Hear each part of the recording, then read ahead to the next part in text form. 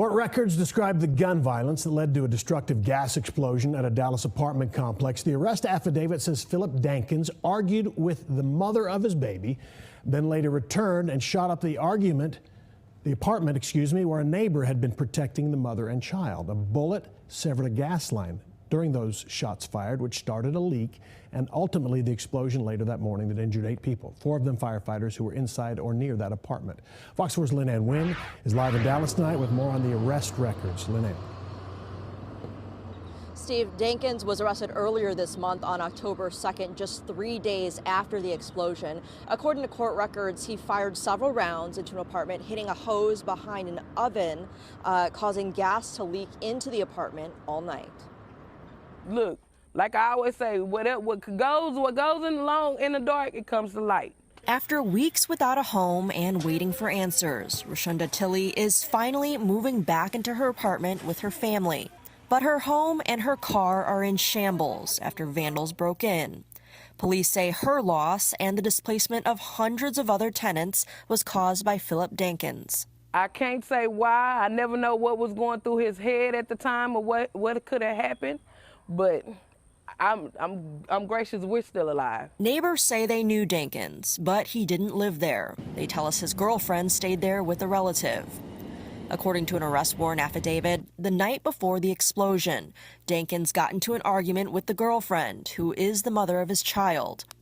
A neighbor brought the woman and the child into his apartment for safety. Dankins went after her, but the neighbor pointed a gun at him and Dankins left. After telling the woman and the child to go, the neighbor followed, leaving the apartment empty. Police say Dankins later returned to the location and shot several rounds into the front door and side windows of the apartment. One of the bullets went through the hose behind the oven, causing a leak. The leak continued unnoticed in the empty apartment for several hours until later that morning at about 10 a.m. when neighbors smelled gas and called 911. 4 firefighters from DFR Station 25 were checking the building. One of them, Pauline Perez, was inside the unit, immediately noticed the smell, and as she went to leave, gas from the oven ignited. Perez was thrown 30 feet and suffered third-degree burns to her arms and hands, along with second-degree burns to her thighs. Fellow firefighter Ronald Hall was at the entrance of the apartment and suffered second-degree burns and broke his right leg. Firefighter Chris Godomsky was in the breezeway and blown backwards into a neighboring apartment, suffering broken bones in both legs and several burns all over his body. The 4th firefighter, Andrew Curtis, was outside and injured his right foot.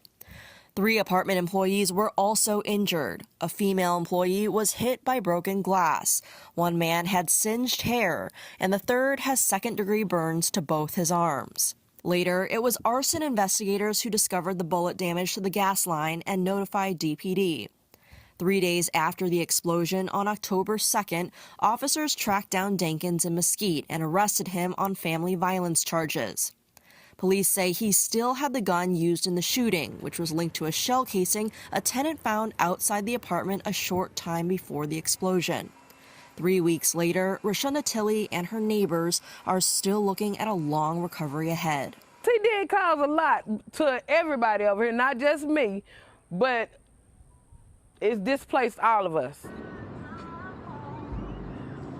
And Dankins is being held on $450,000 bond on several charges, including deadly